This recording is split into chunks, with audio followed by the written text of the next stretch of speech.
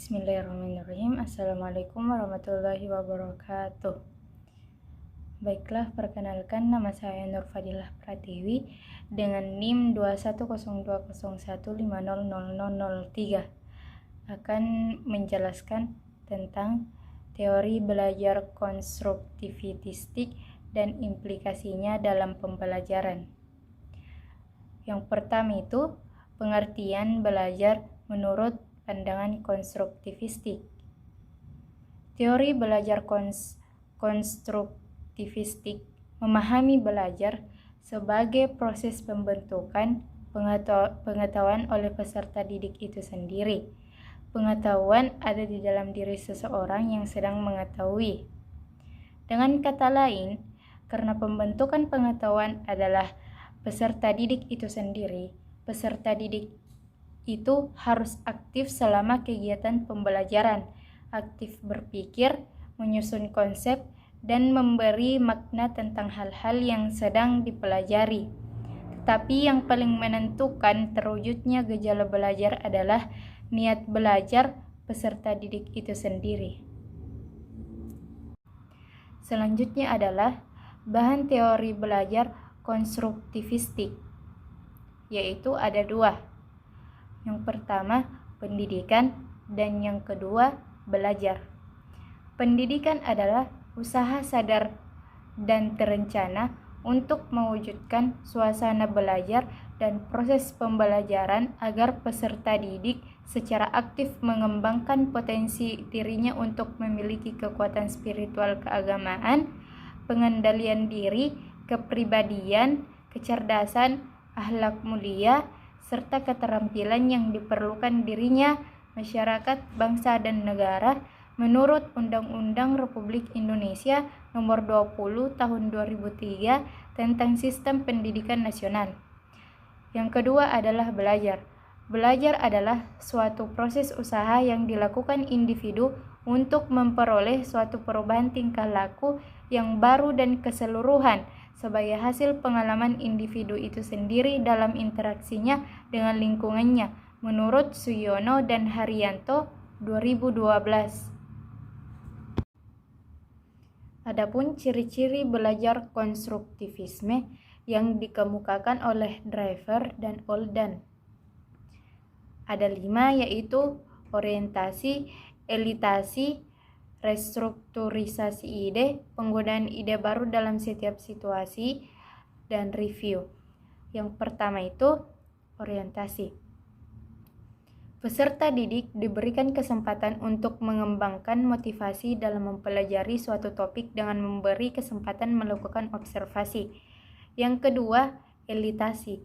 Peserta didik mengungkapkan idenya melalui kegiatan diskusi, menulis, membuat poster, dan lain-lain. Yang ketiga, restrukturisasi ide.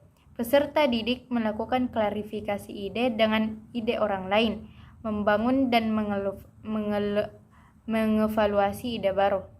Yang keempat, penggunaan ide baru dalam setiap situasi. Ide atau pengetahuan yang dimiliki peserta didik yang telah terbentuk diaplikasikan dalam berbagai situasi. Dan yang terakhir adalah review. Dalam mengaplikasikan pengetahuan, gagasan yang ada perlu direvisi dengan menambah atau mengubah sesuai kebutuhan. Selanjutnya, peran kunci guru dalam interaksi pendidikan adalah pengendalian. Meliputi yang pertama, menumbuhkan kemandirian dengan menyediakan kesempatan.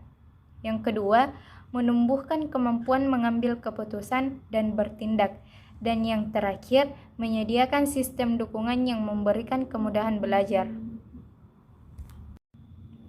Dan adapun kesimpulannya yaitu konstruktivisme merupakan pendekatan belajar yang menyempurnakan dari teori belajar behavioristik dan kognitif. Pendekatan ini bertujuan untuk meningkatkan pemahaman siswa karena dalam teori belajar konstruktivisme menekankan pada keterlibatan siswa dan dalam menghadapi masalah-masalah yang terjadi konstruktivisme. Sebaiknya digunakan pada pembelajar yang sudah dapat berpikir secara kritis, Konstruktivisme melibatkan pembelajar aktif dalam proses pembelajaran yang dilakukan untuk dapat menghadapi masalah-masalah yang dihadapinya karena menganut sistem pembelajaran penemuan dan belajar bermakna. Tema selanjutnya yang saya akan jelaskan yaitu pendekatan teori belajar behavioristik dan implikasinya dalam pembelajaran. Adapun pandangan teori belajar behavioristik, yaitu behavioristik memandang bahwa belajar merupakan perubahan tingkah laku sebagai akibat dari adanya interaksi antar stimulus dan respon. Sedangkan menurut teori behavioristik, apa yang terjadi di antara stimulus dan respon dianggap tidak penting untuk diperhatikan, karena tidak diamati dan tidak dapat diukur. Yang dapat diamati hanyalah stimulus dan respons. Behavioristik mengutamakan pengukuran, sebab pengukuran merupakan suatu hal yang penting untuk melihat terjadi tidaknya perubahan tingkah laku tersebut. Poin selanjutnya yaitu ciri-ciri dari teori belajar behavioristik. Ada 5, yaitu pertama, mengutamakan pengaruh lingkungan. Yang kedua, hasil pembelajaran fokus pada terbentuknya perilaku yang diinginkan. Yang ketiga, mementingkan pembentukan reaksi atau respon. Yang keempat, bersifat mekanistis atau dilakukan dengan mekanisme tertentu, misalnya meminta maaf. Dan yang terakhir adalah menganggap latihan itu adalah hal yang penting dalam proses pembelajaran. Poin selanjutnya yaitu kelebihan dan kekurangan teori behavioristik. Kelebihan teori behavioristik ada 3. Yang pertama adalah membiasakan guru untuk bersikap jeli dan peka terhadap situasi dan kondisi belajar. Yang kedua, guru tidak membiasakan memberikan ceramah sehingga siswa dibiasakan belajar mandiri.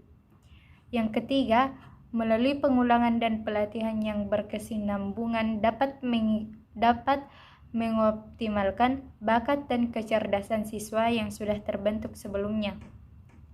Adapun kekurangan dari teori behavioristik ada 3 juga. Yang pertama adalah sebuah konsekuensi untuk menyusun bahan pelajaran dalam bentuk yang sudah siap. Yang kedua, tidak setiap pelajaran dapat menggunakan metode ini. Dan yang terakhir adalah siswa dipandang pasif, perlu motivasi dari luar dan sangat dipengaruhi oleh penguatan yang diberikan oleh guru. Adapun implikasi teori behavioristik dalam pembelajaran. Teori behavioristik yang menekankan adanya hubungan antara stimulus dengan respon secara umum dapat dikatakan memiliki arti yang penting bagi siswa untuk meraih keberhasilan belajar. Caranya yaitu guru banyak memberikan stimulus dalam proses pembelajaran dan dengan cara ini siswa akan merespons secara positif, apalagi jika diikuti dengan adanya reward yang berfungsi sebagai penguatan terhadap respon yang telah ditunjukkan. Implikasi teori behavioristik dalam kegiatan pembelajaran tergantung dari beberapa hal seperti tujuan pembelajaran, sifat materi pelajaran, karakteristik peserta didik, media dan fasilitas pembelajaran yang tersedia. Pembelajaran yang dirancang dan dilaksanakan berpijak pada teori behavioristik memandang bahwa pengetahuan adalah objektif, pasti, tetap tidak berubah. Sekian penjelasan dari saya. Kurang dan lebihnya mohon dimaafkan. Wabillahi taufik wal hidayah. Assalamualaikum warahmatullahi wabarakatuh.